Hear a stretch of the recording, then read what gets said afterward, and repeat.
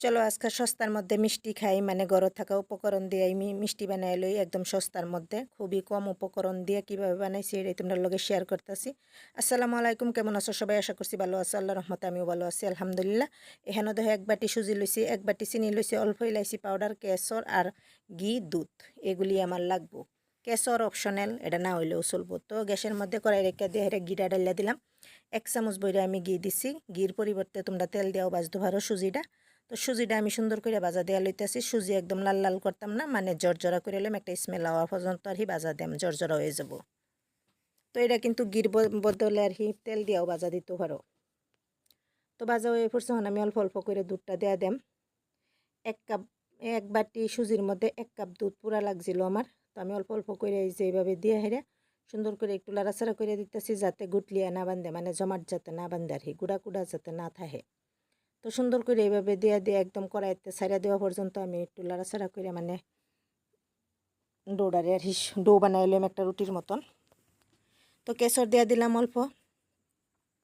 কেশর এটা অপশনাল একদম, আমি একটু কালার সুন্দর দেখা যাবার লেগে আর দিছি। তো অল্প অল্প দুধ দিয়ে আমি এই যে ডো একটা বানাই লইছি, তো এটা সাইড করে রেখে দিলাম ঠান্ডা হইবার লেগে।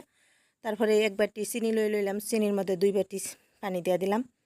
মানে এটা একটা শিরার মতন বানাইতেছি। শিরাটা এরম হইব যে মানে এত চিপচিপা আর লাগবো, কিন্তু একটার বা দুইটার লাগতো না, এরম শিরা বানানি লাগতো না, চিনিটা গললে এলো। তো এই যে আমি কেশর আর একটু ইলাইচি পাউডার দিয়ে দিলাম, দিয়া হেরে সুন্দর করে লাড়াচাড়া করতেছি। কেশরটা আমি এটার লেগেই দিতেছি, কালারটা যাতে সুন্দর দেয়া যায়। তো আমার চিনির শিরাটা দেহ হয়ে পড়ছে সুন্দর করে। তখন আমি গ্যাসটা অফ করে দিয়ে হেরে একটু নেমু শিরা, মানে নেমুর রস দিয়ে দেম, যাতে জমাট না বান্ধে রসটা, মানে শিরাটা। তাই আমি একটু নেমু চিপা দেওয়া দিচ্ছি, দিয়ে হেরে এটা গুঁড়া ডেকে থয়ে দেম, কুসুম গরম হয়ে থাকবো।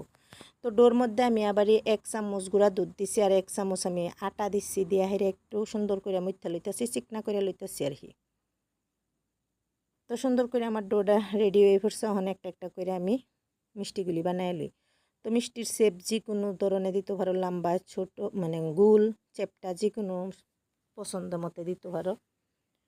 তো আমি সুন্দর করে এইভাবে চ্যাপটা চ্যাপটা করে আর কি মিষ্টিগুলি বানাই লইছিলাম। এই মিষ্টির কী নাম দিয়াম আমি জানি না, একদম হোমমেড মিষ্টি, মানে ঘরে থাকা উপকরণ দিয়া খুব কম বাজেটের মধ্যে আর কি মিষ্টি বানায় খাওয়ান যায়। এগুলি মিষ্টি যদি আমরা দোকান আনবার যাই খুবই দাম পড়ে যায়। তো আমি মাঝে মধ্যে এইভাবে মিষ্টি খাইবার মন গেলে আমি এইভাবে বানায় খাই, খুব দারুণ লাগে, সুস্বাদু হয়, কারণ নিজের হাতে বানানো মিষ্টিগুলি আমার দেহ রেডি হয়ে পড়ছে। এখন গ্যাসের মধ্যে আরেকটা কড়াই দিয়ে দিছি, তেল দিয়ে দিলাম, মিডিয়াম আঁচও রাখছি আমি, তেলটা ফুল গরম করে লইছিলাম, কারণ মিষ্টিগুলি তো মানে সুজিগুলি তো সিদ্ধ হয়ে আছে, এখন খালি ভাজা দিয়ে একটু কালার করে লইম আর কি। তো মিডিয়াম আঁচও আমি সুন্দর করে উল্টায় পাল্টায় একদম কালার করে লিতেছি।